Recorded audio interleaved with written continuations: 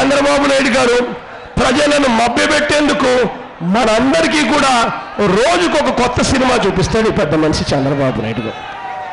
ఒకరోజు సినిమా భాగంలో, ఒకరోజు సినిమాలో ఏమంటాడు, ఒకరోజు సినిమాలో విమానం ఎక్కి చెన్నైకి పోతాడు. సినిమా పేరు ఏం పేరు తెలుసా? స్టాలిన్తో సాంబార్ ఇడ్లీ తింటా ఉన్న చంద్రబాబు. ప్రజలను మభ్యపెట్టేందుకు ఇంకొక రోజు ఇంకొక సినిమా చూపిస్తాడు.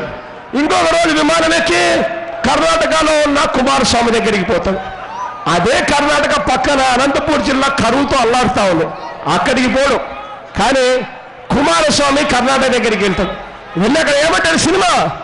కుమారస్వామితో కాఫీ తాగుతా ఉన్న చంద్రబాబు. మరో సినిమా. అందరితో ఆగడు. ఇవాళ ఇదే శ్రీకాకుళం జిల్లాలోనే మనకు నాగావళి మీద, వంశధార మీద మనకున్న సమస్యలు చాలా ఉన్నాయి. ఒరిస్సా ముఖ్యమంత్రి పక్కనే ఉన్నాడు. 4 సంవత్సరాలుగా ఆయన దగ్గరికి పోయి ఆయనను కనీసం అడిగి వచ్చి సమస్యలు పరిష్కరించాలన్న ఆలోచన ఎప్పుడు చేయలే ఈ పెద్ద మనిషి. కానీ ప్రజలను మభ్యపెట్టేందుకు ఈ పెద్ద మనిషి విమానం వేసుకొని ఏకంగా ఎక్కడికి పోతాడు?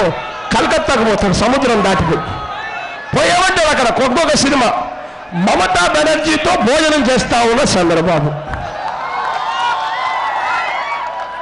రోజుకొక సినిమా చూపిస్తా ఉన్నాడు ఈ పెద్ద మనిషి. మిమ్మల్ని అందరినీ కూడా నేను అడుగుతా ఉన్నది ఒక్కటి. 4 ఏళ్ళగా 5 ఏళ్ళగా దాదాపుగా 5 ఏళ్ళు అయిపోవస్తా ఉంది. ఈ పెద్ద మనిషి చంద్రబాబు నాయుడు గారి పరిపాలన మీరు చూడండి.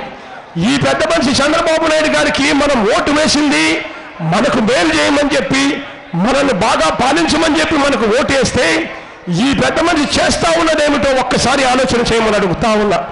ఆయన పాలన మీద ఓట్లు పడితే ఆయనకు డిపాజిట్ రావాల సంగతి ఆయనకు తెలిసి ఆయన ఇవాళ మనకు రోజుకొక డ్రామా, రోజుకొక సినిమా, రోజుకొక మోసం చేస్తా ఉన్న పరిస్థితి ఇవాళ చూస్తా ఉన్నాం. ఈ చెడిపోయిన ఈ రాజకీయ వ్యవస్థ మారాలి. రాజకీయ వ్యవస్థలోకి నిజాయితీ రావాలి. ఈ రాజకీయ వ్యవస్థలోకి విశ్వసనీయత అన్న పదానికి అర్థం రావాలి.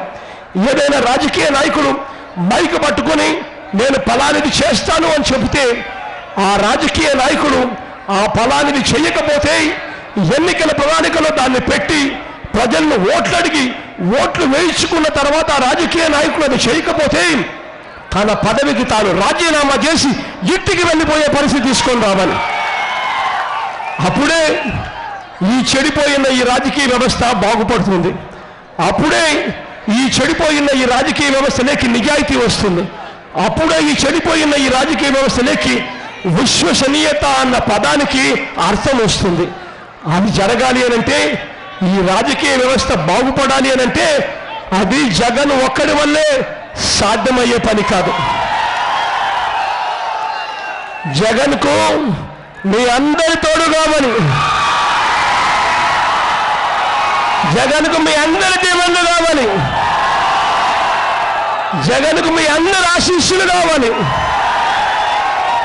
అప్పుడే ఈ చెడిపోయిన ఈ రాజకీయ వ్యవస్థ బాగుపడుతుంది.